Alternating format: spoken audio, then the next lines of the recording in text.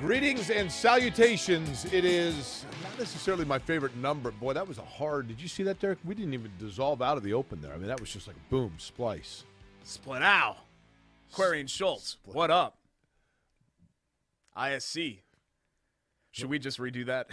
Should we just do that again? No, I don't know. Are we still rolling right now? No, I don't know. What are you doing there? Okay. Well, I was expecting us to get to get cut. Is this not going to get cut? We'll just start this over. Hi there, greetings and salutations. It is episode number 72, which you would think is my favorite number because that was the year I was born, but it's not. However, it is in our list of football players and basketball players and hockey players that wear jerseys. Too Tall Jones. Too tall right here, right, baby? 6'4" of pure love right here. Yeah. Too tall. Certainly compared to me, unfortunately. On the way in, I heard this song of that Skilo fella. I wish it was a little bit taller. Yeah. Thought about you. I wish I was like 6'9" so I could get with Leoshi because she don't know me, but Leoshi's really fine. You know, I see her all the time everywhere I go, and even in my dreams, I could scheme up ways to make her mine. So you know the song. Oh, yeah. Big time. It appears as though. Hi, how are you? My name is Jake Query. That is Derek Schultz. It is the incredibly creatively and appropriately named, charitably award-winning Query and Schultz program here on ISC Sports Network, and a lot to talk about, including Derek getting right to it. The Pacers, we have been speculating for a while that this roster was going to change. First of what may be multiple moves. Now, I don't know about multiple moves before the trade deadline, but with this roster, moves freeing things up. Caris LeVert on his way to Cleveland. Yeah, and no surprise that LeVert is the first to move because I think very clearly, and health has something to do with this, with Sabonis and Turner being out of the lineup, but clearly they were showcasing him, right? He has, ironically, the 42-point game, so a near 50-berg in his final game as a Pacer. Berg. But I think that's what the Pacers wanted to do, is show what other teams, what they had. And I thought the trade package was great. There were rumors that they wanted 2 number ones, but this is about as close to 2 number ones as you're going to get because one of the second-round picks, the 2022 second-round pick, comes from Houston, and Houston's one of the worst teams in the league. Right. So you would expect that to be one of the early picks of the second round. The Cleveland pick will be somewhere in the early to mid-20s. But I think overall, LeVert was not a guy that factored into your plans, and some fans were frustrated because clearly LeVert is a talented player, Jake, but he just never really fit with what the Pacers wanted to do. I think we talk a lot, Derek, about, you've heard my term, 20-25 guys. Mm-hmm. Guys that are destined to score 20 a game on a 25-win team. And he kind of felt that way. I feel like Stephen Holder went to the Pacer game with me on Friday night, and we were talking about, I gave him my term 20-25 guys, and we started talking about guys over the course of time. Rod Strickland. Ricky Davis. Mm-hmm. Chris Childs, right? And Caris LeVert. Now, to me, this trade works well for everybody involved, including Caris LeVert, because he's a wonderfully gifted offensive player, but he's an offensive, let me rephrase that, he's a wonderfully gifted scorer. So when the ball is in his hands, he can score for you. Mm-hmm. I don't know how much he facilitates other people. I know he had a double-digit assist game with the Pacers, but in order for him to get his points, the ball has to come through him, and then he just kind of free flows, right? And there's nothing wrong with that.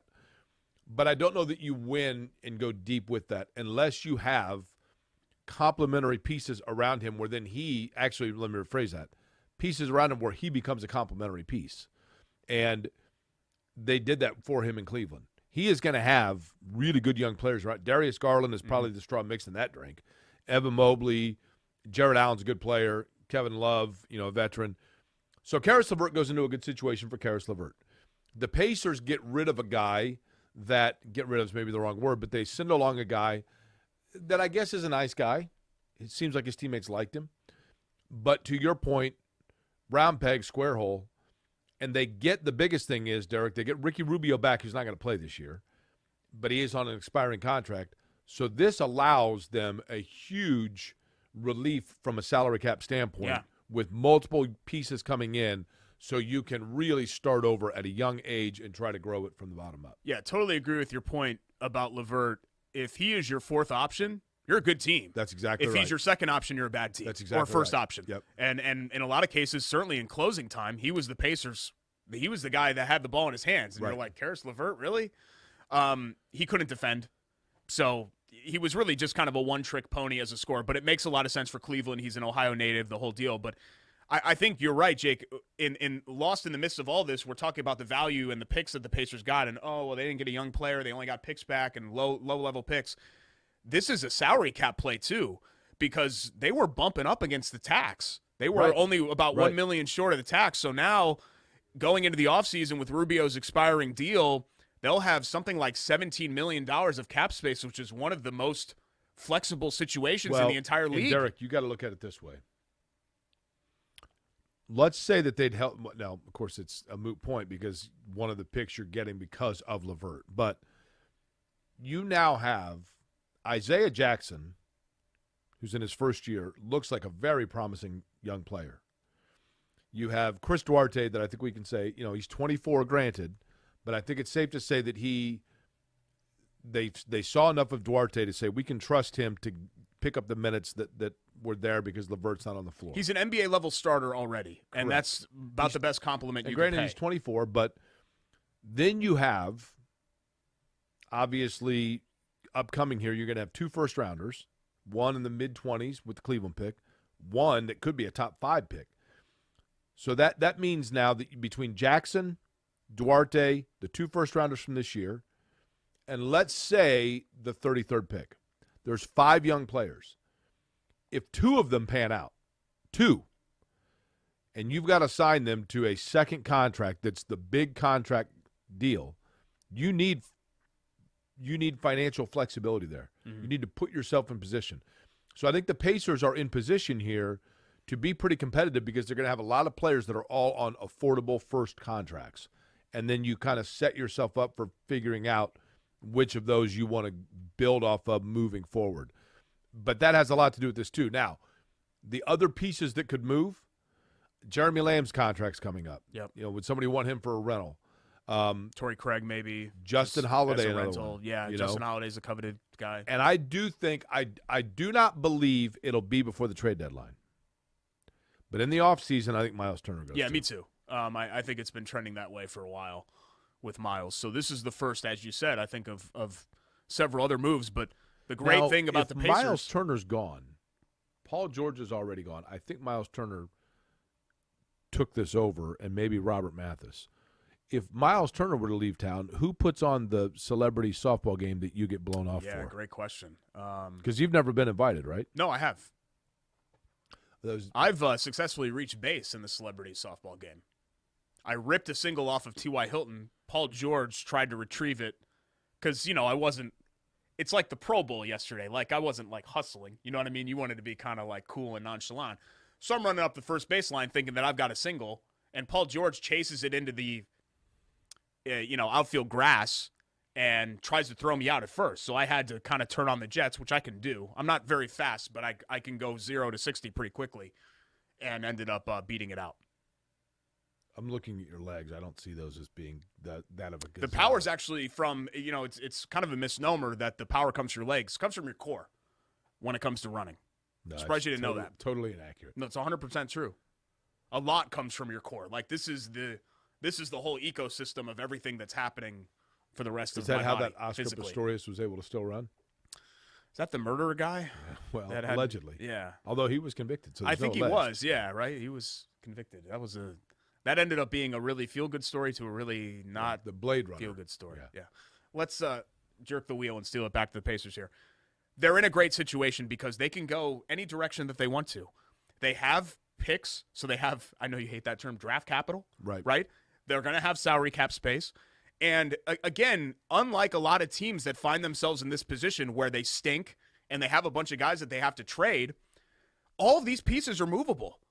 Turner's on a great team-friendly deal. Right. Sabonis is on a team-friendly deal. Brogdon, when he's eligible to be traded, for the most part, is on a team-friendly. LeVert certainly was on a team-friendly deal. They're in a really good position. I just think that now is the time to transition and get excited and hopeful about the direction of the Pacers again. Whereas they were just kind of floating along, and then I think the bottom fell out last year.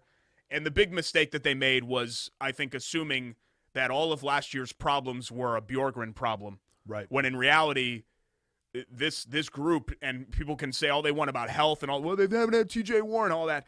This group was never going to work. Is TJ Warren ever going to play? Yeah, who knows? Does he have feet? Speaking of Pistorius, do we know that TJ Warren has a foot I think or more, 2 feet? More importantly, how's his core? Well, that too. That's the whole ecosystem for what he's got going on, the power station, if you will. Okay. Mm-hmm. Did you like that band, The Power Station? Some like it hot and some sweat when the I don't know what that is. on. I know Power Man 5000. What the This hell is is that? what it's like when worlds collide. Remember, like in the late, very late 90s, early 2000s, when like super heavy metal. Remember, like Rammstein, like du hast mich, that German band. What about that? Ooh. Okay, you're just And then forget it. down with the sickness. I don't Who's know that? why. That was that? Disturbed. What year is that? That was around that time. Okay, Yeah, see? Slipknot, all See, that. So stuff I was right. got popular, and there was a band called Power Man 5000 that I think had 2 songs that were semi-big. Okay.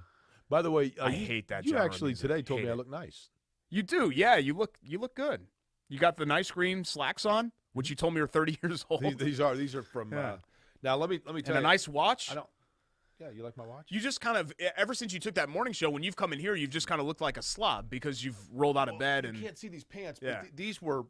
I bought these, and these are polo. Sometime in the early '90s, but they were bigger. They were like that style. Yeah. And they're the most comfortable pants I've ever owned. So I took them to this lady that does alterations in Broderpool, next to the old 10-star. Yeah. She's wonderful. And then when I went in to pick them back up, I didn't even have to give her my ticket. She looked right at me and knew what was. And she's got clothes everywhere. Knew exactly which pants are mine. She's got an unbelievable memory. Oh, does that not happen for you? Yeah. Okay. Well, whenever I pick up takeout, like they don't even ask the name. They recognize the voice from the radio. And they said, about 20 minutes, Derek, thanks. You haven't been on the radio in like 2 years. Oh, people remember. I was on for a long time. I was on for 12 years in a row. People just remember. So I don't like to use the term like my face is my past because I think that's arrogant. But every single person in this city basically knows of me. Do they usually ask how I'm doing? No, you don't actually pop up a whole heck of a lot. Okay. Yeah. Not really. People don't say, what's Query like? Yeah. Well, I do get that. I'll bet you I do get that. Uh-huh. What I don't get as much anymore, because you're getting older now, but this used to happen when you're still in the prime of your life in your late 30s, like I am now, was I would get female listeners that would ask me, "What's Jake like?" And I'm like, "What do you mean? What he's like? Yeah. What is he like?" And then it'd get weird, and I'm like, "Why are you asking me? Like, message him or something. Get away. Okay. Get out of here." Okay, so do you anticipate this is the last move before the trade deadline? Not necessarily. They could still flip Rubio if they wanted to. I don't think that's going to happen. But they could attach him to another deal. Right. Turner, I still feel like would be – I don't think they would move Sabonis. We're taping this right now on Monday, so hopefully this doesn't make me sound like an idiot. Right. I don't think they'd move Sabonis before the deadline. I don't think they'll move Sabonis, period. I don't think they'll move him at all, but if they were going to move him, I don't think it'll happen this week. The other thing, Derek, to me is this. This move illuminates to me that Rick Carlisle's got a lot of say in the person. I mean, a head coach always does. But for LeVert to be the first to go leads me to believe that Carlisle wields a lot of power there. As he should, but he's making $8 million a year, whatever it is, as a head coach. I know that Kevin Pritchard's the guy that makes the phone call, makes the say, signs the papers, but I believe that Rick Carlisle was as much a part of this as anything. Yeah, and he should be. You should trust somebody that's an NBA champion to be part of that brain trust. But again, Jake, this is the best thing that you could say about Pritchard is that a lot of times he has made chicken salad out of chicken bleep. And this wasn't necessarily Trade-wise. a chicken, but yes. Not necessarily draft-wise. No. But when he is, and this wasn't even a trade that he was forced into. Like last year, you were forced into the Oladipo trade, right? Because he wasn't going to sign for anything less than the max. And look at how that worked out because Houston traded him for pennies on the dollar compared to Pacers got a player in LeVert that they flipped into another number one in picks.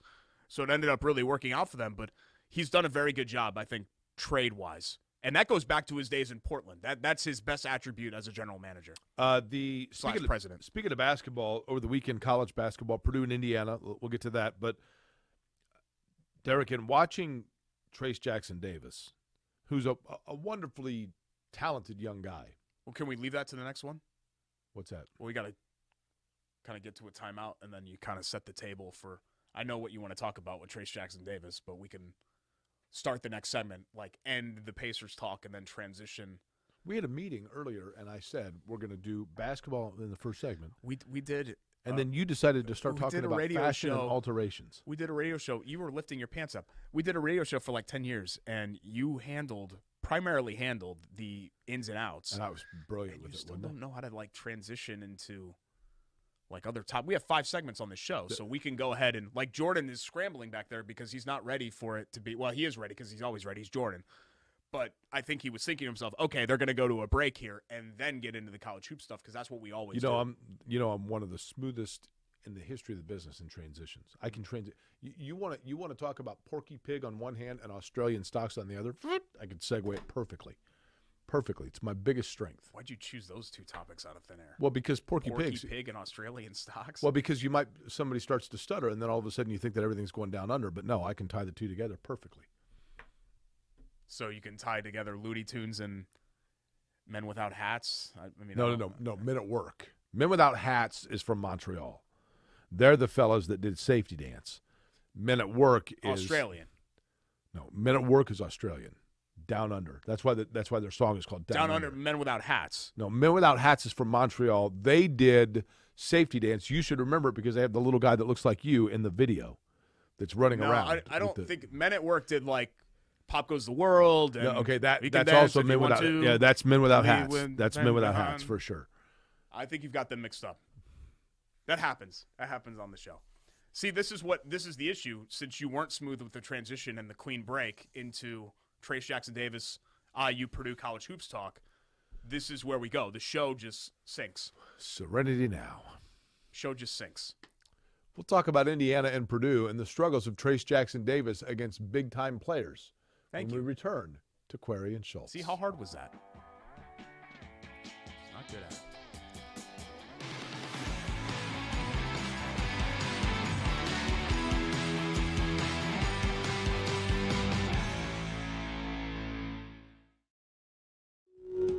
Hey, I'm Jeff Saturday, and my favorite thing when I was a professional football player was Indiana. The Hoosier State always made me feel like family. That's why I trust Indiana's hometown mortgage lender, Bailey & Wood. This family-owned company not only gives back to the communities they serve, but also with their 5-star customer service, they can close on your dream home in days, not weeks. So remember, Indiana, you can always get your mortgages at a snap with Bailey & Wood. Hey, Jeff, how does this look?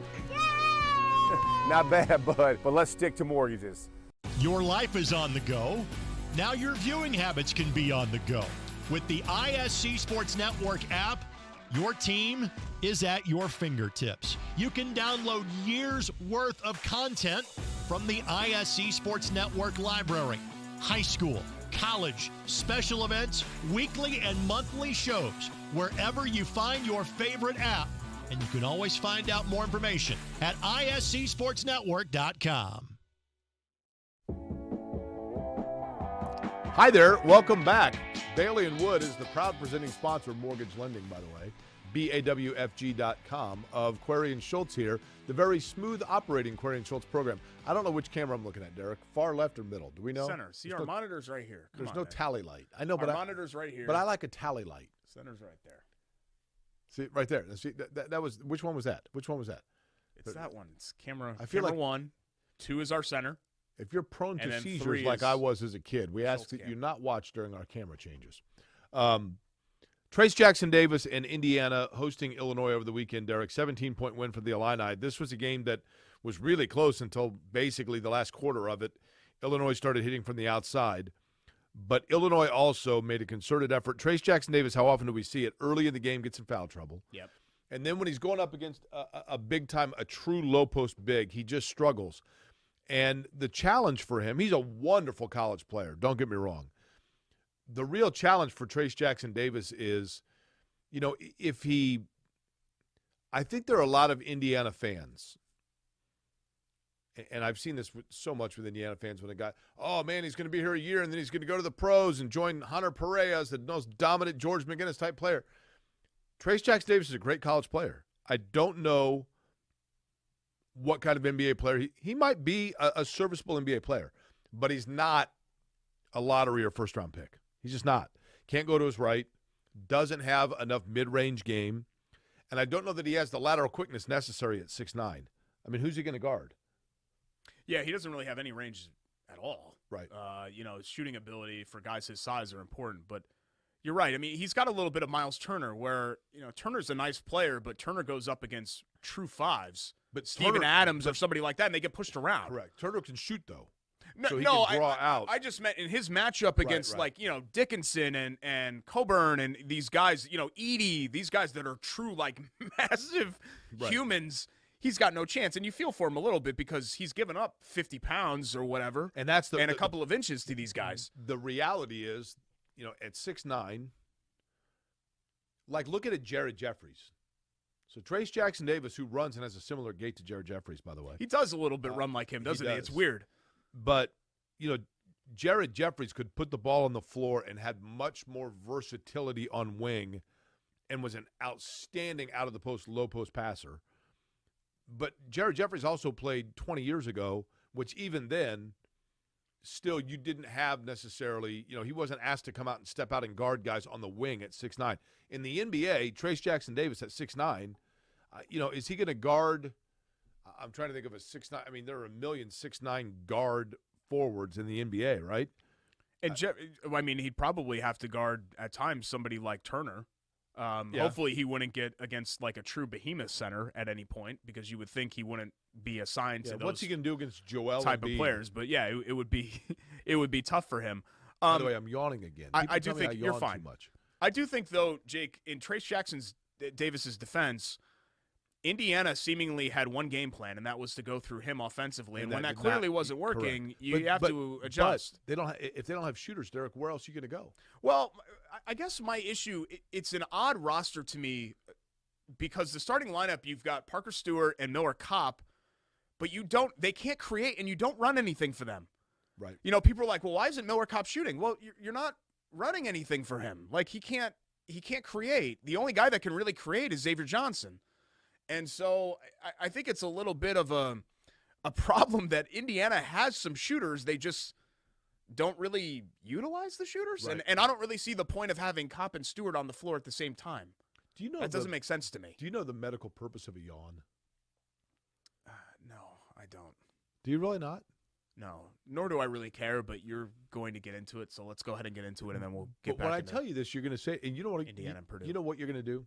Yesterday was your son's birthday, right? It was, yeah. Okay. Big boy 5. Yeah, I passed you in the neighborhood. You didn't even wave. You were out celebrating. Well, I'm glad because in my past times at the 54th and Illinois stop sign, that's kind of a full stop optional for you. I've noticed in the Grand Cherokee with the Clemson plate on it. What do you mean full stop optional? I mean, you look and then you roll right through it. Of course, that's what you do at any stop sign. Well, they've got a playground over there. I walk my kid up there. So the stop sign, if it's got a white border around it, means optional. So you just look, keep going. So you're going to say this, I'm going to tell you this fun fact, and then you're going to go home, and tonight at dinner you're going to, and by the way, probably in your lovely chateau kitchen, yes, you're going to be having dinner, and you're going to say to your son, you know what I learned today? You know what Uncle Jake told me today? And your son's going to say, that's interesting, Daddy. And then you're going to be a hero. When you yawn, it's because you are fatigued. And when you are fatigued, it means that your muscles are tired and they're asking to go to sleep. And your body is saying, well, no, muscles, it's not time for bed yet. So your muscles are saying, well, then give me something to wake up. And so your body, now you look like you're falling asleep right now. The body gives your muscles its own caffeine, which is oxygen. And the way, when your body knows the muscles are fatigued when you're tiring, then you yawn to take in more oxygen than normal because you're trying to jumpstart and wake up your muscles and get them going and get them jazzy. That's what a yawn is. See, that's exactly what you're doing. Your muscles right now, you're giving them caffeine. All right, we good? Now, you don't want to admit that's fascinating, but deep down you think to yourself, that makes perfect sense. Well, geez, Jake, I mean, what a revelation that yawning is the body's response to fatigue. I would never think that was due to you being tired. But yawning. But for what reason?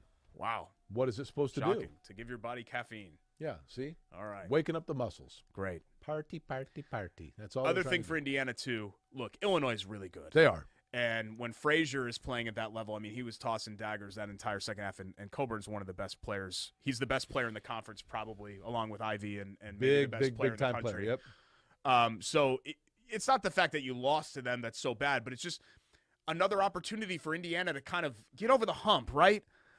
Indiana, I think we'd agree, they're good. They're pretty good. They are. But they've had several chances this year to be like, okay, Right. here we go. Right. And a they couple beat of, Purdue, I guess, Derek, right? A couple of the good wins that they got earlier, you're like, is it really a good win? And at Wisconsin, was an opportunity, and then you didn't get it. And then I think Saturday was an opportunity for them to really take notice and solidify. I mean, they're going to make the NCAA tournament, I think, barring a catastrophe. But they really have solidified their standing. I mean, Right. you said that you envisioned them as a 6th seed, whereas I thought of them more as like an 8 or 9 seed. See, you're trying not to yawn right now. Actually, I'm trying not to cough. I've got a little bit of a tickle in my Do you throat. have the I don't vid know why. again? No, I'm fine. You're the one that's been sick here Yeah, lately. you gave it to me. And this was a missed opportunity for them to go ahead and do that. But I love what I'm seeing from Purdue. Speaking of Illinois, Do you want to cough? the You Big sound like Ten- you're holding it in. That's disgusting. are you happy? What do you? That is, can we get some sanit? Do you have a mask? I turned to the side and covered. Okay. As you were. Illinois is playing at Mackey on Tuesday night. Thought I had A game mask that on. Purdue really has to have if they're going to win the Big Ten, because Illinois is alone on top of the standings. And, these last 5 games since the Indiana loss, it's not that it's been a great level of competition. You had Iowa and Minnesota, who are kind of whatever. Michigan's an underachieving team, even though they're talented. They blew Ohio Indiana State's out of good. the building. Yeah, Ohio State's good. And Northwestern is not very good either. So it's not exactly been a murderer's row here, but what I've liked about Purdue is that they've controlled all of these games. Yeah. Outside of the frantic final minutes against Ohio State, they have firmly been in control. Like, Michigan ran at them a couple of times.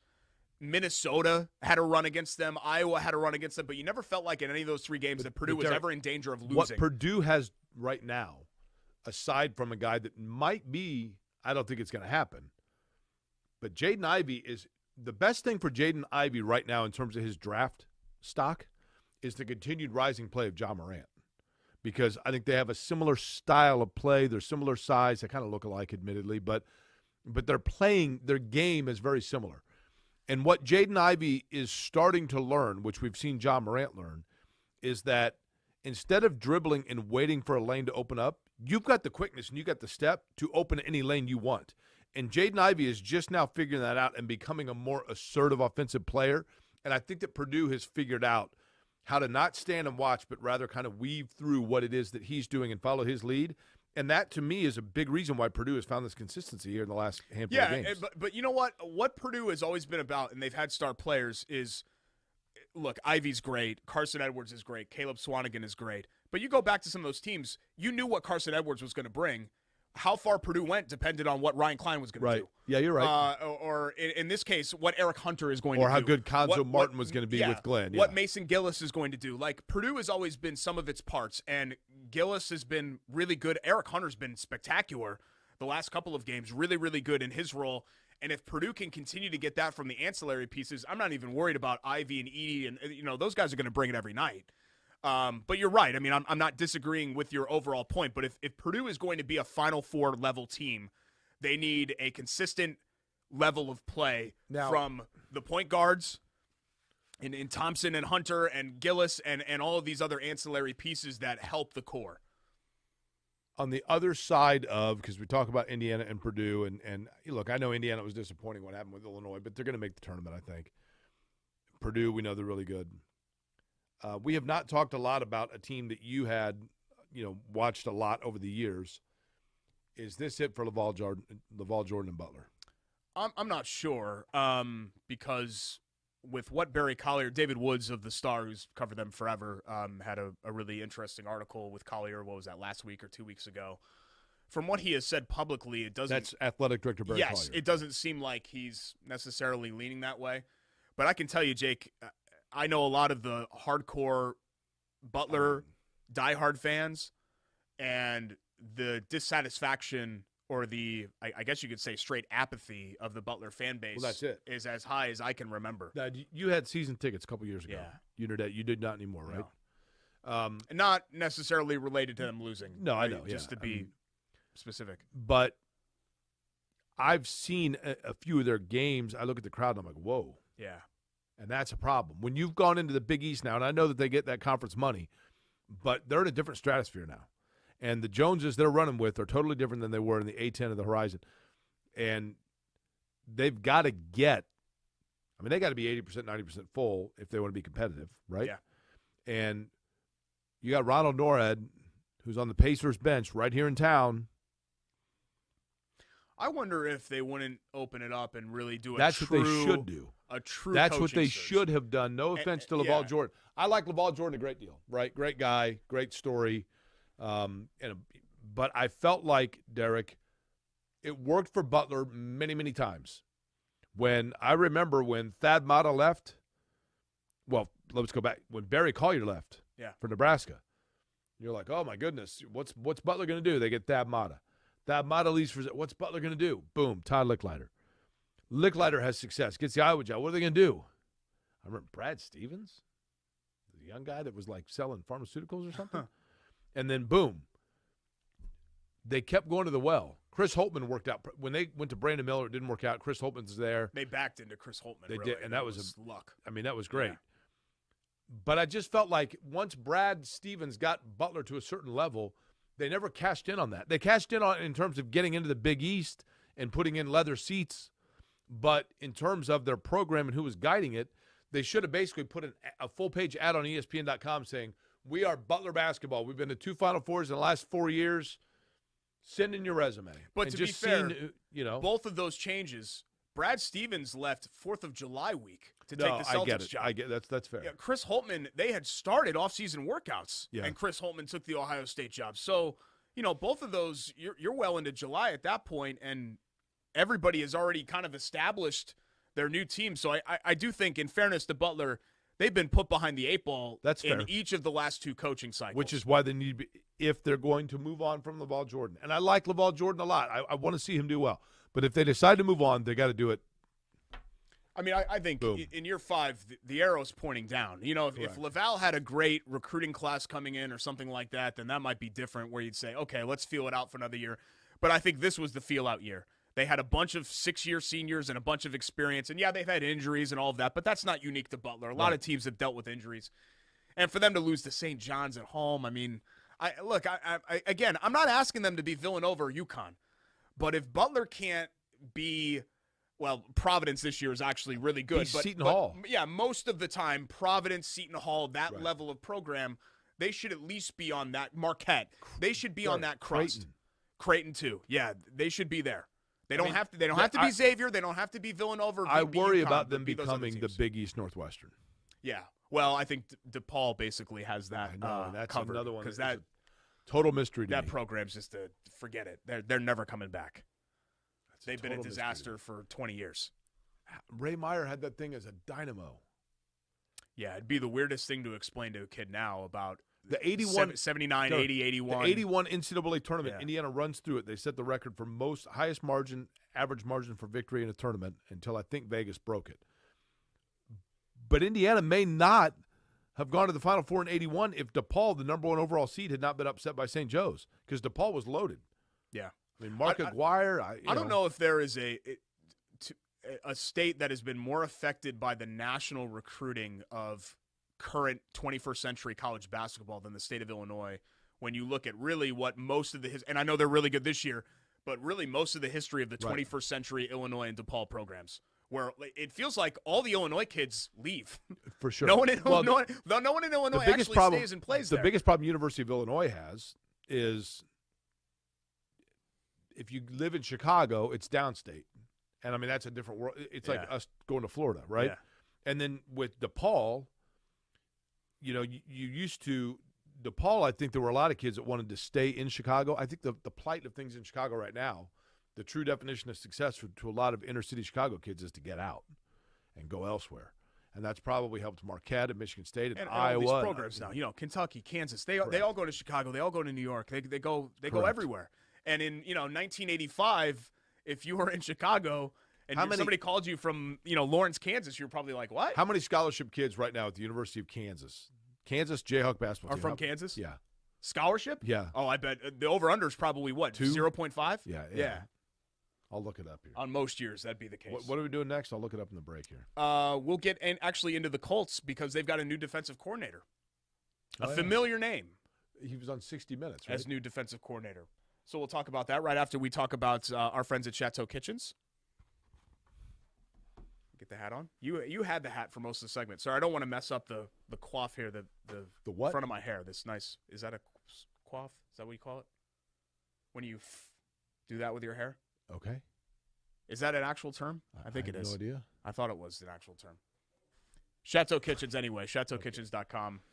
I don't know. I'm at looking Chateau Kitchens on Instagram. I'm going back at to Chateau looking up Kitchens the on Kansas Facebook. roster here. Steven and his team will do a great job for you. They're renovating our guest bathroom. They've already done our kitchen. How many guest bathrooms do you have?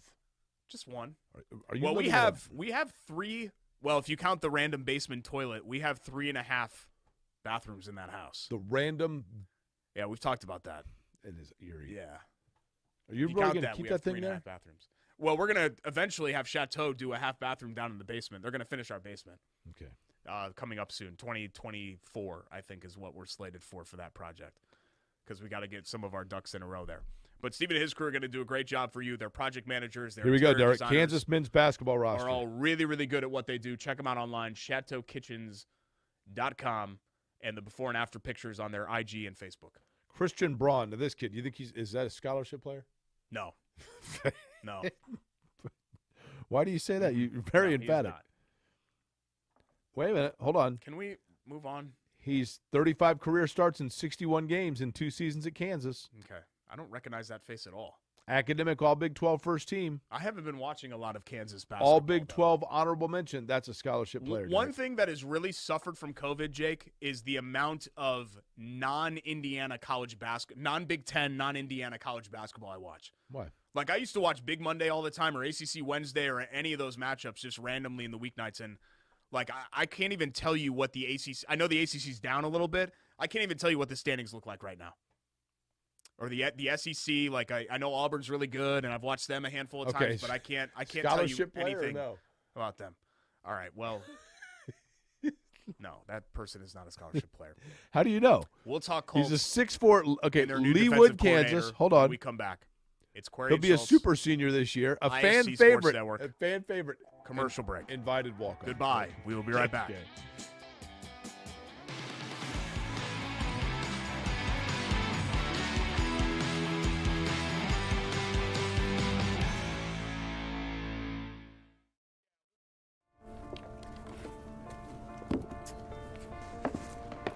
College wasn't built for me. It didn't care if I had to work a double shift. Or if my kid had a fever. Deadline's a deadline. I want to set the deadlines. I want to take tests when I'm ready. I want to take courses on my time. And speed up when I know my stuff. I want a university that cares about me. Tests on your time, courses on your time, graduate on your time. WGU, the nonprofit university of you.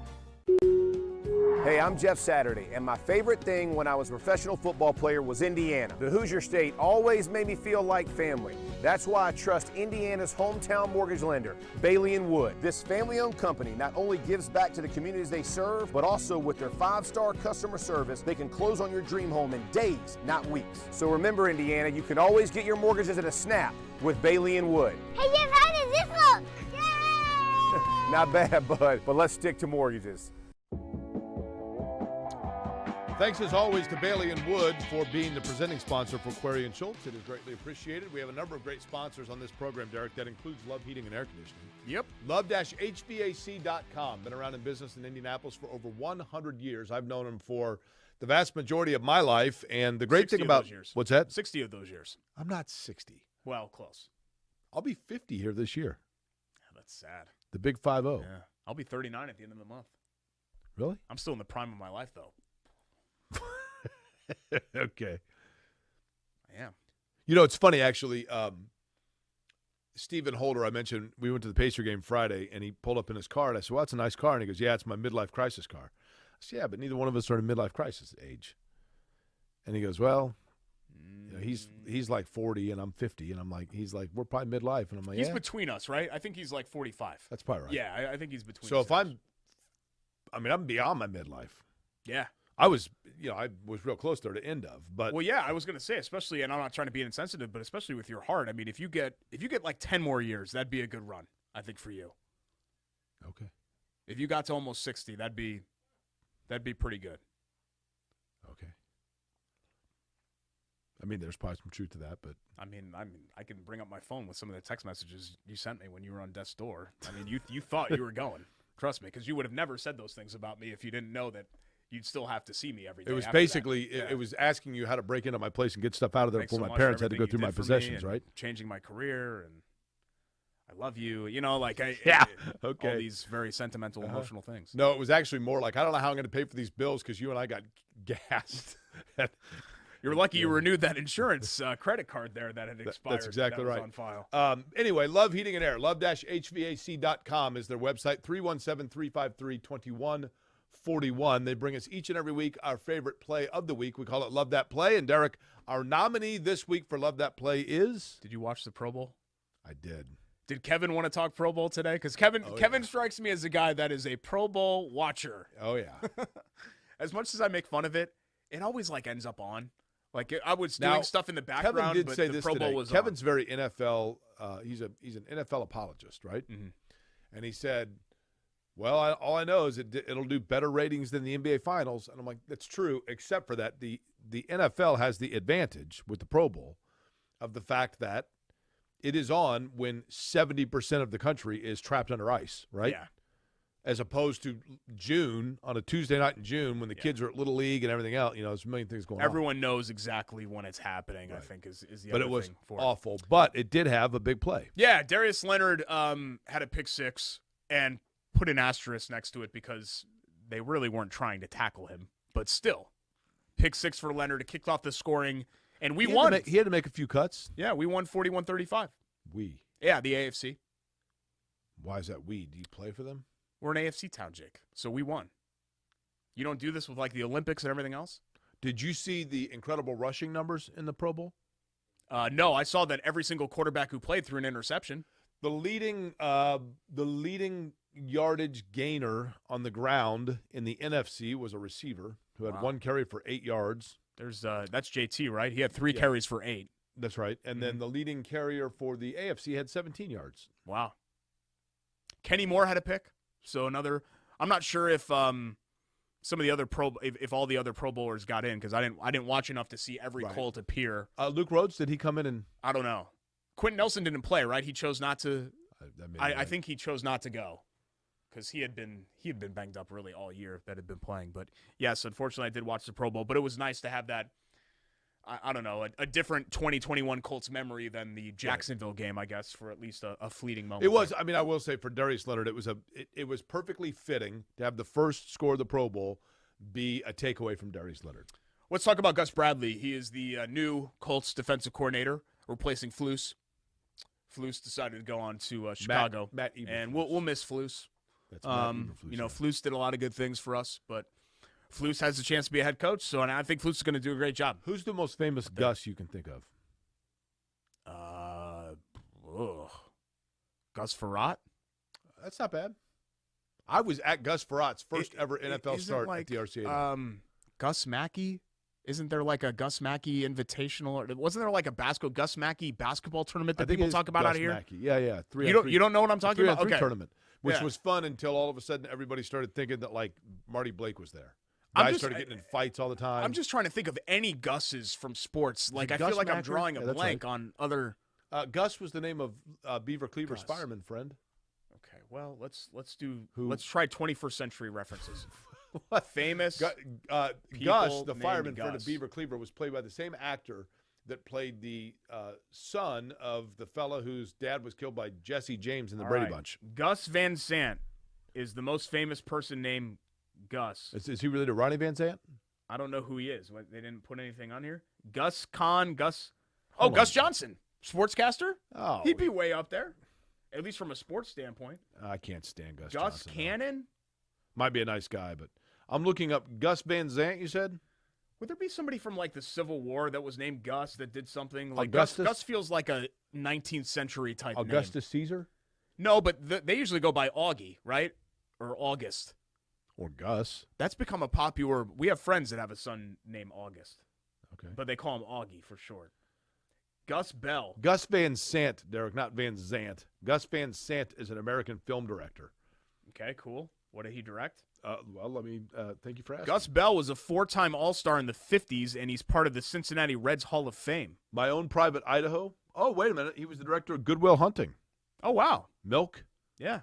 or as you say, Melk. Okay, well, that's pretty solid. Anyway, Gus Bradley, Derek. Yeah, that's as a defensive coordinator. Listen, open disclaimer, and I used this line all last week, probably on the show. I'll say it again.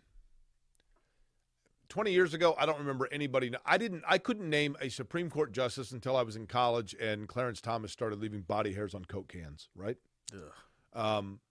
Now all of a sudden, like, people know every single one of them. Oh, did you hear so-and-so? You know, they're the one that wrote the lecture on. Yeah, okay. Same with coordinators. Yeah. Well, can you name the defensive coordinator, the New York Giants, when they won the Super Bowl, when you were a kid? Well, Belichick. Was he the defensive coordinator of Parcells? In 90, yeah. Okay. And then Steve Spagnuolo was in 07. Okay. I don't remember 2011. I mean, the 2000 Super Bowl team I remember because Sean Payton was the offensive coordinator. Who was Bill Walsh's defensive coordinator? I don't know. Who was Dan Reeves' offensive coordinator? I feel like I should. Who was Joe Gibbs' defensive coordinator? I don't know. Who was Jimmy Johnson's offensive coordinator? I feel like I should know that. I mean, now we live in this world where people are like, oh, I can't believe they lost their linebacker coach. That's going to be sure. I'm sure he's great. To me, it's a lot more about the Jimmy and Joes than the X's and O's, right? Yeah. I mean, Lovie Smith in Chicago but you can goes to the Super Bowl. Lovie Smith and wherever. What's the difference? Coaching, though, it's not like it's irrelevant. I mean, I'm not saying it's irrelevant. Yeah, you want to have somebody that knows. But what I'm they're sure doing. he's perfectly sufficient. What kind of players is he going to have? Well, he's going to have players that fit what he wants to do. If we go off his tendencies, they were the most zone-heavy team in the league. The Raiders were last year, and Bradley's just the zone guy. And that's mostly – I know the Colts have wrinkles and things like that, but that's mostly what they do.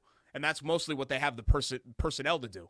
So fans that are like, well, we want to see the Colts get really aggressive defensively, that's not going to happen. What gives me pause, Jake, is that if you're going to be real heavy in coverage like that, you're relying on your front four to get pressure. Well, that's and we need to see more. He's had better front four players the last couple of stops he's been in that did not have overwhelming sack and pass rush numbers. Yeah.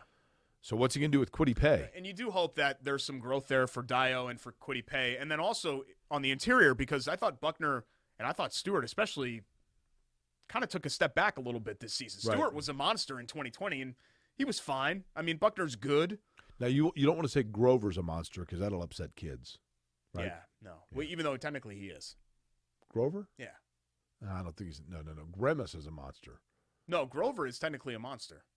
Grover from Sesame Street? Yes. No, he's not. He's a friendly monster, but he is technically a monster. He is not a monster. 100%. Elmo's a monster.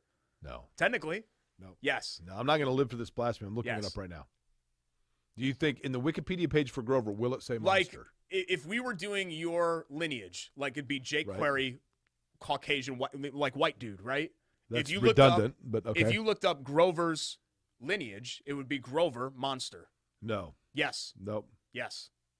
You could Wikipedia Grover right now. Grover is a blue Muppet character. Monster. On the popular PBS HBO children's television show Sesame Street.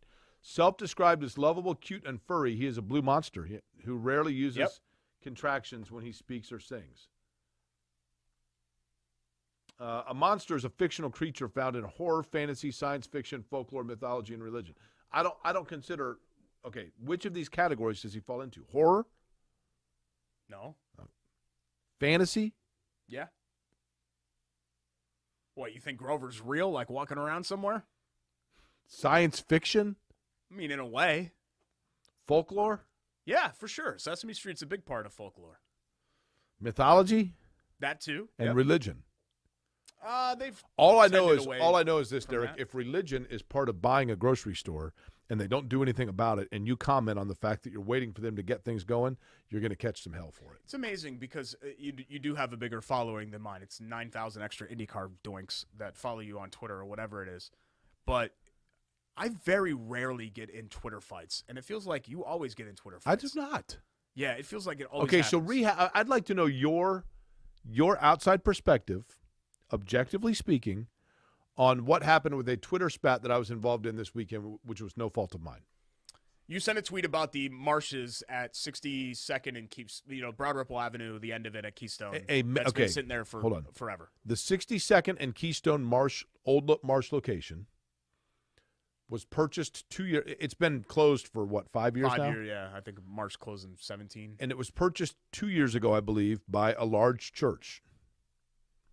And I get the fact that due to COVID, I mean, it's understandable why things would be put on hold in terms of its renovation to turn it into a church.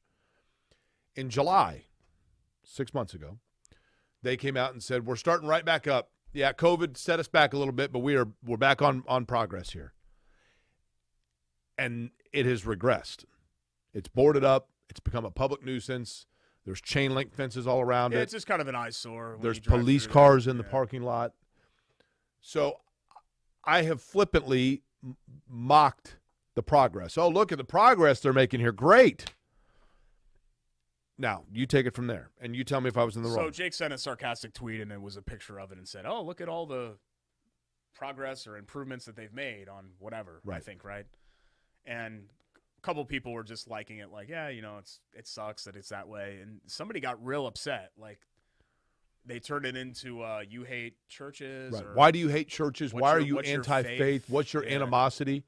So it turns out this guy apparently is – Are you going to dox this dude now? No, I'm not going to say his name or anything else like that. Might be the nicest guy in the world. I have no idea. He does apparently have his real name on there. But he wouldn't let go of it. And I'm like, no, dude, I have nothing – I have nothing against the church. I'm just saying. For whatever reason, they claimed that they were going to renovate this building, and it hasn't taken place, and it's becoming a public nuisance eyesore. So I don't care what goes in there. I just wish something would be done with it. Well, there are marshes all over the place that are empty. Why are you so upset about this? What do you have against churches? Again, I have nothing against churches. Well, answer the question. Why are you anti-faith? What is your animosity? And more people were like, dude, where are you coming from with this? Yeah, I saw the replies. Turns out he is an investor in large churches. I don't know if that means in this case he's an investor in it and was on edge. I don't know. But I did think it was a classic example of like, you're way overthinking what I'm saying. Just a warning to everybody. Not really a warning. Just something to remember if you're in Indianapolis. For some reason, I learned this very early on in our partnership. Jake either knows or knows somebody that knows every single person in this city. So if you ever wrong him or do anything like that, Jake's going to make phone calls and find out exactly who you are and all of that. That is correct. That's, tread lightly, I guess. Lived here my whole life, Derek. Term. Lived here my whole life. Not like he's a physical threat because you see him. Like he's not. He's not like, me being angry at you, which would be intimidating. But just be wary. Well, here's the thing. I might not be physically imposing, but I still carry a heavy hit with our quick hits. Which, might I add, are now sponsored, right? Can't wait. New sponsor. Really excited about it. You can't wait for me. And we will get to that next. Cool. Do not touch me. Query and Schultz, quick hits on the way. ISC Sports Network.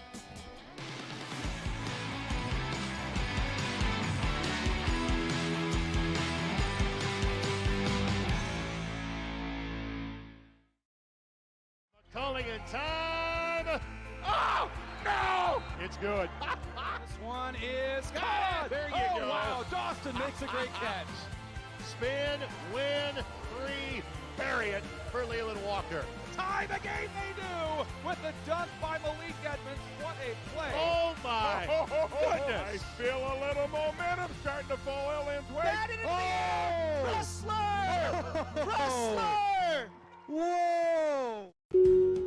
Hey, I'm Jeff Saturday, and my favorite thing when I was a professional football player was Indiana. The Hoosier State always made me feel like family. That's why I trust Indiana's hometown mortgage lender, Bailey & Wood. This family-owned company not only gives back to the communities they serve, but also with their 5-star customer service, they can close on your dream home in days, not weeks. So remember, Indiana, you can always get your mortgages at a snap with Bailey & Wood. Hey, Jeff, how does this look? Yay! Not bad, bud, but let's stick to mortgages. Welcome back. Bailey & Wood Mortgage Lender presents Query and Schultz, ISC Sports Network, alongside Jake Query. I'm Derek Schultz. We are excited about all of our sponsors, many of whom have been with us for a long time, but we are especially excited about Stewart Tire and Auto Service because of our buddy Darren King. Love him. Who has been a long time, like I think since maybe year one even, supporter and listener of this show, and also a guy who for a while was our #1 Facebook commenter. I think he had the little diamond. Well, with the he's top hilarious fan. on Facebook. Yeah, real funny dude. But Darren, who's been at Stewart forever, recently bought the shop from Great the story. previous owners. Yep. And has continued their great customer service and everything else. Like, it's called Stewart Tire, right? They do everything when it comes to your car and servicing your vehicle. Well, here's the thing, Derek. I know when it comes to, because people ask me this all the time, what's the #1 line of work that you want to find somebody that's honest and you can trust? Yeah, when it comes to your car. Car mechanic, Yeah, right? 100%. And Darren King is, and look, he does like videos on Facebook that are fun. He always incorporates his son with it. And he and his wife, their family, I mean, you're talking true family business. So here's a guy that started working at Stewart and worked there forever and learned every aspect of the trade and dreamed of someday owning the business. And then he and his wife put their savings together, got the investors, and bought the business when the previous owner was ready to retire. But not only that, I've gone in there before with questions for my car, thinking the worst, and Darren has said, yeah, no, actually, Jake, here's all you need right here. And been honest about it when I wouldn't know any different. Yeah. So it's in Greenwood, right? Well, it's technically Indy, but the very southern, Just Stop north- 13 Road. Just north of Greenwood Park Yes. Mall on Stop 13 Road. Just north of the county line. And I'm telling you, folks, no matter what side of town you're on, when it comes to not only a personable guy, but somebody you can trust, that is worth its weight in gold. And their prices are great. That's the other great thing. So cannot recommend enough. So April, our friend April, listener of the show, one time put on Twitter that she needed some work done on her car. She and her daughter both, took their cars in, and she said, oh, my goodness, like I didn't know anything about what was wrong, and they found it out, and it was inexpensive, and they did great work. Can't recommend it enough. Jake and I both drive down from Midtown to go there. Derek, nobody says Midtown. And it's not the easiest trip in the drive world. from the north side of Indianapolis. From Midtown, but when it comes to the Meridian great Kessler. service, and just because Darren King is a great dude, and Leighton's a good kid too as well. He's been waking up at like 4 a.m. to go to the gym. Kind of reminds me of you when it comes to that, unfortunately. I wake up at Don't 4 be a.m. like now Jake, to prep. They do great. I do a lot of prep work for the radio show, Derek. I'm sure you do. Stewart Tire and Auto Service. You can follow them on Facebook at Stewart Tire. So that's their Facebook page, Stop 13 Road down there on the south side. Love them. Yeah. And they sponsor Quick Hits, right? Yes. So now instead of just, you poo-pooed it again. This is just like Bide or Bowl Bleep, the same thing. We'll never sell sponsorship for this. No one wants to attach their name to this. Darren actually brought up Quick Hits to me. He said, we just bought the business and we want to continue to grow it into a new stratosphere. We want to hop on the rocket ship. What's the best segment that you do? And I said, let me tell you, might not be the best segment, but it is the high riser segment, the most potential Quick Hits. Actually, what he said was he wanted to sponsor Each Time I Hit You. No, that's not what he said, or else we would have declined that partnership. There's a C note right there. Quick hit number 1, the Texans head coaching search has moved How on about to this? Lovie Smith. Which means it hasn't moved on at all because he was there as their D coordinator, right? He was an associate head coach, 11 years as an NFL head coach. You know what? I had completely forgotten about this. Everybody knows he coached the Bears because they coached the Bears Illinois in that Super or Bowl. the Bucks? I didn't remember the fact that he spent 2 years. I was like, oh, yeah, he was in Tampa. I have no recollection of him coaching the Bucks. I said the same thing today. Well, it's amazing how irrelevant the Buccaneers were until Brady's arrival, and then they won a championship, and you're like, and now I guess they'll go back into anonymity. Quick hit number 2, the Indiana women, number 5 in the country, completed a sweep of Purdue with a win at Assembly Hall. Nice crowd. Do like Katie Gerald's, though, but hey. They're going to be, women's basketball is going to be fine. Hoosiers holding tight in second place in the Big Ten. They're 3 wins behind Michigan in the win column, who defeated them in Ann Arbor. So league title might not happen, but still Indiana's in line for a really nice Have you been seat. to Michigan's campus? Never. I've been to Michigan State. It's not Michigan. It's very industrial. It's very like. Oh, really? Yeah. I always thought of Ann Arbor being like a college town. I know, Is it but not? I think it was at one time, but it's kind of grown into this chic area. So it's like Austin. Okay. It kind of feels like you're on the IUPUI campus. You know what campus? Well, part of it is where it is. UConn sucks. Yeah, you said that. Yeah. Just the middle of nowhere. And Purdue is kind of the middle of nowhere, right? But I like the brick buildings. Like, I don't think even Purdue people would tell you that it's as picturesque as Right. Bloomington, but, I think Purdue's campus has a lot of nice scenic areas. Right.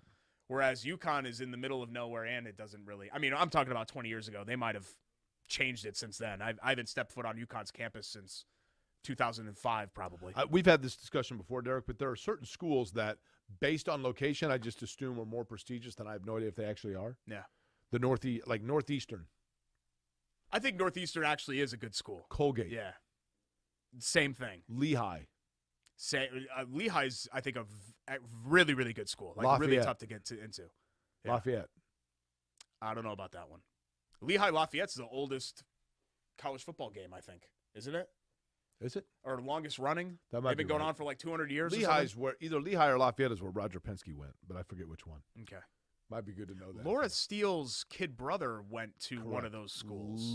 Lehigh, I think. Maybe Started Lafayette. with an L.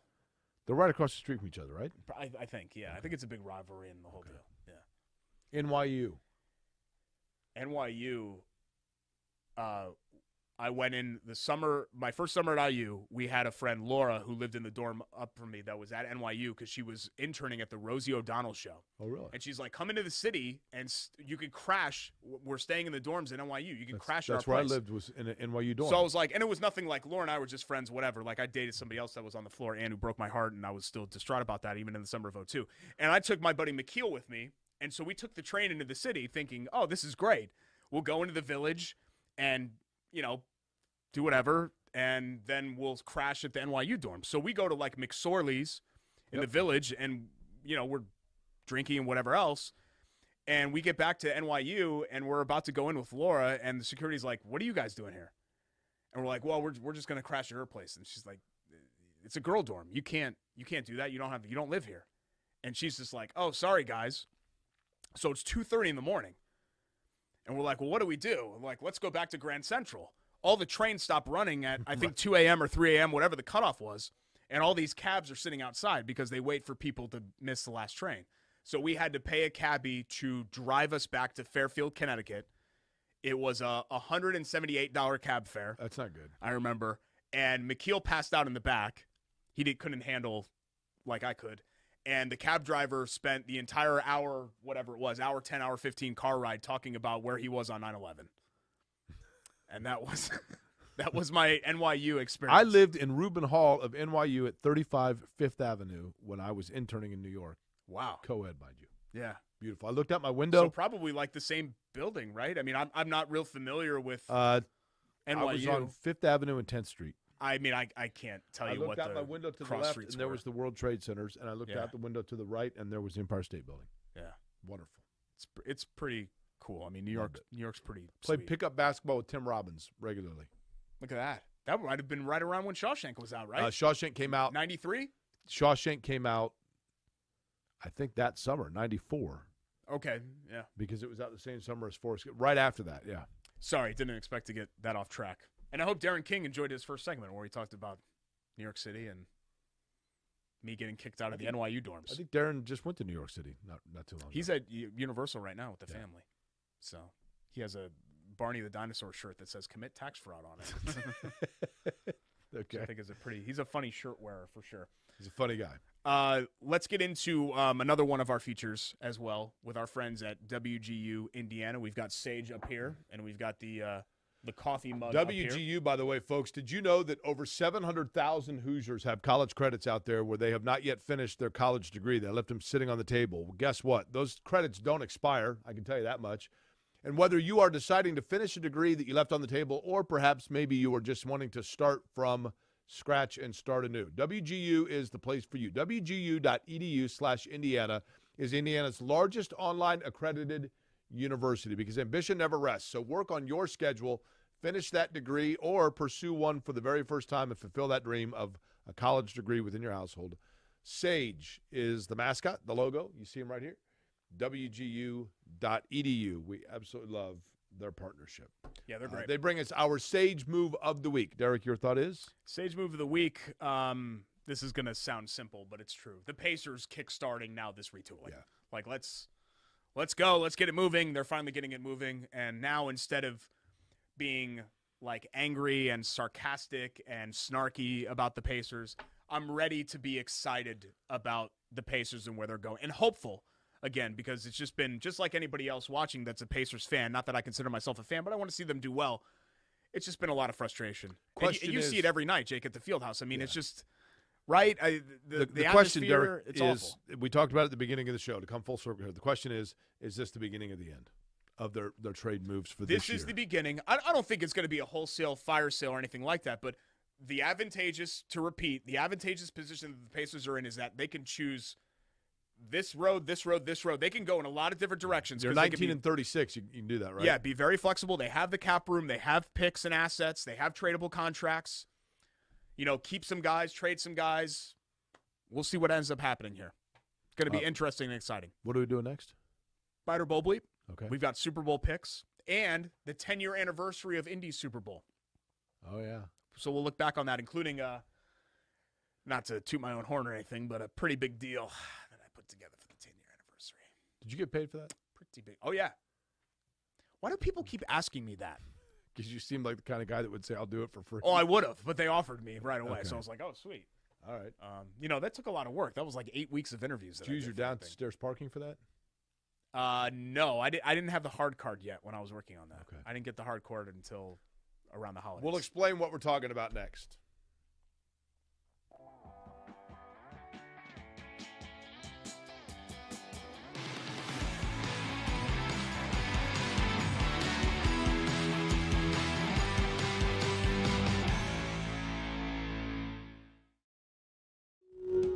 Hey, I'm Jeff Saturday, and my favorite thing when I was a professional football player was Indiana. The Hoosier State always made me feel like family. That's why I trust Indiana's hometown mortgage lender, Bailey & Wood. This family-owned company not only gives back to the communities they serve, but also with their 5-star customer service, they can close on your dream home in days, not weeks. So remember, Indiana, you can always get your mortgages at a snap with Bailey & Wood. Hey, Jeff, how does this look? Yay! Not bad, bud, but let's stick to mortgages.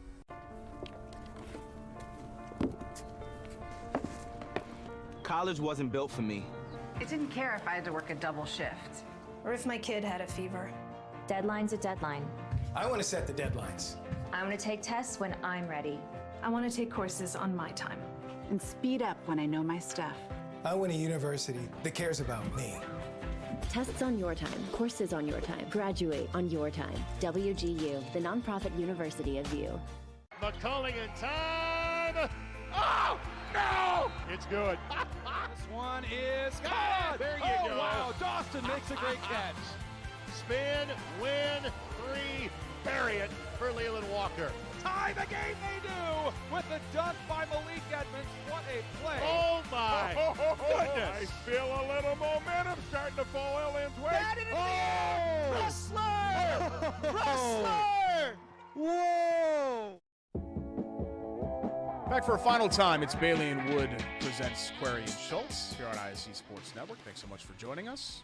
Whether you're watching on ISC, maybe you're watching on YouTube, perhaps Comcast 81, maybe you're listening to the show, you could do that via podcast form. We appreciate your patronage. Our boy Darren Ravel, who I know how much you like, right? Ugh. Why do you dislike him so much? I don't think Darren Ravel's brain processes human emotion. He's extremely weird. I think he's just really socially awkward. Like a lot of times, like remember when that dude sent him his dad's card collection? He's like, hey, my dad just passed away and here's his card collection. And he quote tweets it and says, oh, this is all junk. Yeah. And I'm like, dude, like, wouldn't you read that and be like, oh, this is kind of cool that your dad just died. I'm sorry, by the way. Right. And you thought of me to send this to me. Like he's not doing that for you to give it an evaluation. He's doing it just, right. Because you're kind of the guy when it comes to that he stuff. sent one of these things that says top selling NFL player jerseys by state according to Lids. There's no way this is accurate. Do you want to guess who it says for Indiana? The top selling jersey in Indiana? Yep. For this year? And then it says top selling NFL jerseys by state according to Lids by team. Is the top selling NFL jersey in Indiana Jonathan Taylor? Just because a lot of people didn't have a Jonathan Taylor jersey before this year? It is not. It's not a Colt? There's no way this is correct. Okay, well, just tell me then. Tom Brady. I mean, you have to take into account when a guy changes teams, and a lot of people don't have his jersey, and he's a big star. And if you wear a Brady jersey, you're going to PO people in Central Indiana. I mean, listen, Indiana's a much bigger place than just the Indianapolis Colts aren't relevant in every corner of this state. Like, if you go down to where Rakestraw is, they're probably getting ready for the Bengals in the Super Bowl. Or if you go up to South Bend, there's a handful of Colts fans up there, but that's a Bears town. Certainly the region is that way. Derek, I've been to Wyoming. Every person's wearing a Josh Allen jersey. And this says Tom Brady for Wyoming. Darren Ravel got hoodwinked. It's one of these fraudulent things, yeah. I'm just tired. Tom Brady already got 2 retirements, so I'm kind of tired of talking about him, just period. I mean, I'm just saying. Well, it's Darren Ravel, too. Time for Buy It or Bull Bleep, where I give a statement, Jake and I go back and forth whether we buy it or it's Bull Bleep. You ready? Statement 1. Oh, I already know where you stand on this because you ruined this one earlier. The Pacers will make another move before Thursday's trade deadline. Buy it or Bull Bleep? Yeah, I buy that. Although, no, I buy that, but it's not going to be one of the big line players. I could see them doing like a... Oh, like Jeremy Lamb? Yeah. Who played 0 minutes, by the way, the other night. I like Jeremy Lamb, but... It's another guy that never fit. Yeah. Good player. Clearly has some talent. Seemingly a nice guy. Yeah. Yeah. Not as much talent as LeVert, but a talented player, but just never seemed to fit. I mean, I guess, yeah, I was thinking more of like Miles Turner getting dealt or something like that when I came up with this statement. The better question would be, Derek, the Pacers will deal another starter. Yeah. And I would say to that, no. Okay. I think Turner might be moved. The injury. I'll say off season. The injury is a problem there, but I still think that might end up happening for a team that wants him for the stretch run here. Statement 2, the Winter Olympics are barely relevant on the American sports calendar. Buy it or Bull Bleep? What's that? The Winter Olympics are barely relevant on the American sports calendar. Buy it or Bull Bleep? I'm going to say Bull Schultz, but this year it feels that way. I don't know if it's because it's in China. There's just something about it where I'm and no crowds. Yeah, I think the appeal of the summer sports is that you have basketball, which is a frontline sport that people watch, and all the track and field events. Well, also in the summer sports, and swimming, which a lot of people do. It's easier to showcase the personalities and the storylines of the Olympics when you can see the people. Yeah, all the Winter Olympic sports, everybody's covered and you can't see what they look like, and you know. Well, and Jake, how many winter sports do people play? Well, that's it. That's a big thing. How many people in Indiana ski? Right. Or play ice hockey? Right. You know, not a lot, right? I don't know. I think your view of anything is based on where you are, and in Indiana, where basketball's a big deal, I always kind of feel like the Winter Olympics. Like, remember when we did the radio show, how often did we talk about winter? Summer we did, but that was a dead portion in the sports calendar. But Winter Olympics, I feel like we barely talked about. So I'll say yes. Statement 3, Mississippi became the 37th state to legalize medicinal marijuana. Indiana will be the last if they ever legalize it at all. Bingo, 1,000% buy it. Not the marijuana, the notion. I don't mean to be soapbox here. And I'm for legalizing it recreationally too. But even if you're against that, which I guess, whatever, I understand. I don't understand how you could be against something that would help somebody in end-of-life care. Right. Like, it's medicinal marijuana. Like, what is the problem? How could you possibly be against if somebody that has terminal cancer wants to feel better about themselves in their house and be out of pain in their recliner and smoke a joint? Why should I care about that? That's as much on my soapbox as I'm going to get here. I mean, I'm strongly pro marijuana legalization, period. But the medicinal thing for me doesn't even compute. You know, somebody recommended should be blanket. It wouldn't be a bad idea for us to bring in a soapbox for you to sit on anyway. I think I sit just fine, thanks. Okay. Let me. Need to sit back in a recliner. Do I look heavy? Do I look like I'm gaining weight? Smoke a bowl for spending time with you. What I need to do just to take my mind off things. Couple final things to get to show-wise for today. I do want to talk about a show listener of ours who is a very show listener who's no longer with us. We'll do that at the very end. But a happy moment first, because I was seeing all the pictures. And it's funny, Jake. You know, you look at pictures from, I'm sure for you, when you were in high school in 1989 or whatever. That's right. And it doesn't look Sophomore year. It doesn't look that dated to you because you lived it or whatever else. Those 2012 pictures from, I think that would have been like iPhone 4 maybe. are still kind of grainy enough where you remember, man, that doesn't feel like 10 years ago, but then you see the pictures from cell phone cameras and you're like, yeah, that definitely was 10 years ago. Right.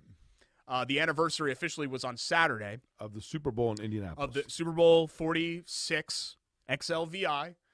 And I recently wrote a piece in the magazine, Indianapolis Monthly Magazine, which is now just got posted online here Monday morning, an oral history of that Super Bowl, which was just a ton of fun. Talked to your buddy Mac Angle. Did you really? Because an element of it was they lost the Super Bowl to Dallas, and that year was a weather disaster for Dallas, so it was like karma. So Mac's in there. Eli Manning, Jim Irsay, your guy, is in there as well. And then Mark Miles and a lot of the organizers who were really, really nice about their time and agreeing to come on. The cool thing about that project was everybody that I called for it outside of it, I couldn't get anybody from Fallon for some reason. Like I kept getting sent to different people. Oh, try this person. She books, I'm not trying to get Jimmy to talk to me. Just give me, he had like 70 staffers here. Give me a staffer. And that was the one thing I was disappointed by. But almost everyone else who was involved with the Super Bowl that I reached out to was happy to talk about it. Madonna? No, come on, man. I got Eli Manning, all right? Give me a Marshall break. Faulk, he was here. I tried to get Vanilla Ice because he was here. And then I reached out to Sandler. Vanilla Ice was the year before in Dallas, right? I got kicked down the road with Sandler's people, but never followed up. Did you see Sandler? One girl posted a video that is now like a senior at IU, where she was like a kid. Yeah, reporter. Grace from Wish. I don't think she's interning anymore, but she was the intern at Wish TV. So I met her when we did. She the interviewed show. Sandler when she was like 12. She was the Sports Illustrated for Kids reporter. He actually said, "You're going to be smoking hot" or something along those lines. You're going to be a knockout. I think that's how he said it. He did. Yeah, I mean, I get it. He's being. Which isn't creepy until the fact that she grows up and she's an attractive woman, right? For sure. I mean, but he was being a nice guy. Yeah, he was trying to be. But actually, I reached out to her. Unfortunately, with this piece, there were so many people that I wanted to talk to or that I did talk to that it just hit the cutting room floor because there was so much to say about all of that, and I have a word limit. But she was somebody that I reached out to originally that was receptive, and then I unfortunately didn't get to it. So you got. So I'm up on the top there. See, like when Super Bowl 46 came to town. It doesn't have your name anywhere there. Well, I was hoping they'd just put my face on it, and instead they chose a donut. Similar. Well, I think you'd get more sex appeal, like people stop in their tracks like, whoa, what's that, if you put this up there. Like I could do several different I don't think so. moves. It looks kind of ridiculous. As well. I could do Blue Steel. What is that? You don't know the Blue Zoolander? His name's Derek in the movie, Ben Stiller. Okay. I've never seen it. Well, you don't know. You've never done any modeling. So you don't know anything about it. I could today with my pants. No, you can't. You have no experience modeling. No, please sit down. We talked about this moving around on the set. Like we've had discussions. You mess up the lighting, and you're away from the microphone. Nobody can hear you. Oh, look, do I have a gut there? No one can hear you. I'm getting heavier. Yeah, no one can hear you. Please sit down. Okay. We were on Radio Row for that entire week, and it was a lot of fun. I mean, as far as a professional highlight is concerned, it is among the small handfuls of the coolest experiences of my life. It was the most I remember this, and this never happens to me. I was so tired at the end of that week. It just felt like we were on Radio Row, and it was just constantly going, and it was just nonstop. I went to bed at 9:30 on Friday night. Yeah, I mean, we were like that was the only. We would get there early. Remember when Deuce, rest his soul, Deuce and Gunner, were there, and Drew Brees came by. We were supposed to interview him, and instead Deuce and Gunner are interviewing him. The worst part about that week, we're there with the entire iHeart cluster, right? Which was then Clear Channel. So we've got our people. So we've got our rock station. So Deuce from then X103 and Gunner from Q95 and Laura. Laura was our gopher, basically. She was the one that got. Remember Kurt Warner to come over, and then Kurt Warner comes over, and he got really disappointed that he saw that it was us. But we were supposed to have Drew Brees, and we had a slot for him on the show. So Drew Brees is going to come to your table at 12:10. It's one of the worst mistakes I've ever made in my career. It's my fault. We went downstairs to the JW lobby to get food because it was lunchtime, and we had been there since 8 a.m. At like 11:45 because I'm thinking, we got time before Drew Brees comes over. There was a lull in the day. We come back, and it was 12:05, something like that. And Brees is already like 10 minutes into the interview with Gunner and Deuce. Yep. And instead of, we had cell phones. It's 2012. Deuce could have texted me and been like, hey, guess what? Drew Brees is here for your interview. Come up. And I would have come up the escalator. It wouldn't have been that hard to do. And instead, we lost out our opportunity to talk to Drew Brees. What media person, don't say names, when we were leaving, was waiting for like an entire corps of Indiana State Police to escort them out? Female. A female? And whatever happened to her? That was when she was at her peak, relevancy-wise. And I don't, by any stretch of the and she was very nice. No.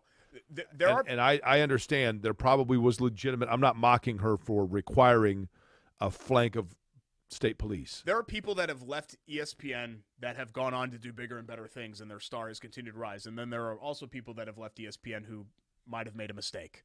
And I think in that case, that was a mistake for that person. Never heard of that person again. Well, she did other stuff, and she went with another network and all of that. But her Q rating was never as high as it was at that time. Last name that of a British invasion.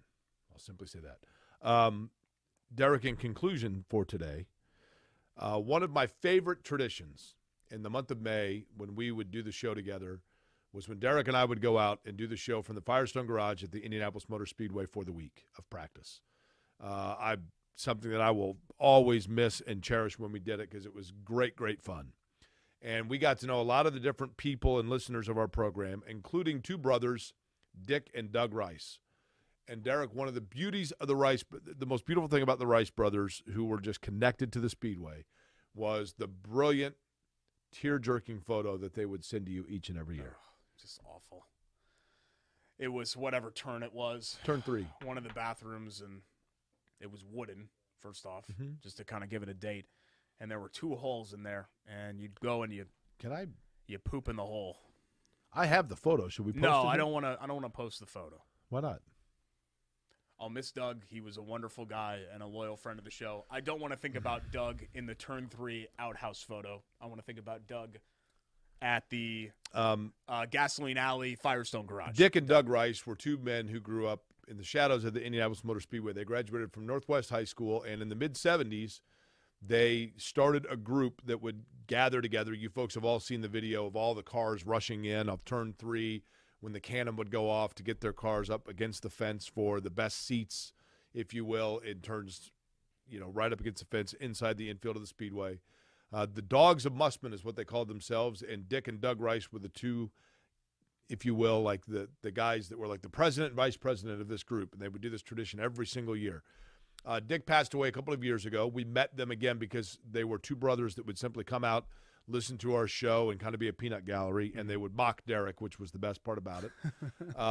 Dick passed away a couple of years ago, and Doug, quite frankly, was heartbroken over that. And as much as I hate to say it, Doug Rice died of a broken heart because his brother was no longer around. And he was just a kind soul who ran little leagues and helped out with all kinds of events for kids, putting together school things for kids throughout the north side of Indianapolis.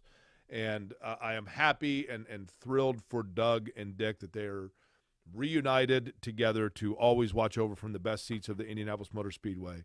But Derek, not only will they both be missed, but Doug was the kind of guy that made what we do for a living worth it. Yeah, for sure. And we've been lucky enough to run into a lot of people like that. Oh, yeah, totally. Who, sadly, at least several of whom are no longer with us. I know. Buckeye Mike. Buckeye Mike and Party Man Nick. And he's first and foremost. Of course, Tommy Boy. And, it sucks.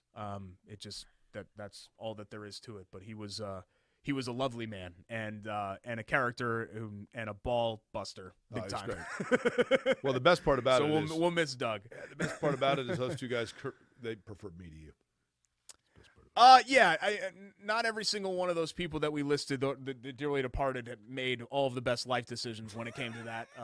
We'll say that they were human. Mm-hmm. They made mistakes, but no, we'll miss Doug, and thoughts and prayers with his family as well for all of that. Celebration of life in May, Derek. I'll let you know when that takes place, right? Yeah, and I'll be there for that for sure. So what do we got between now and next week? A couple of days. Are you Actually, I'm gone. Yeah, Nick Yeoman is fitting in for me, so it'll be Query and Yeoman. Coming off the Super Bowl, you're not even going to be here? Sorry, we're going to Florida. My wife booked it. She forgot that the Super Bowl was a week later.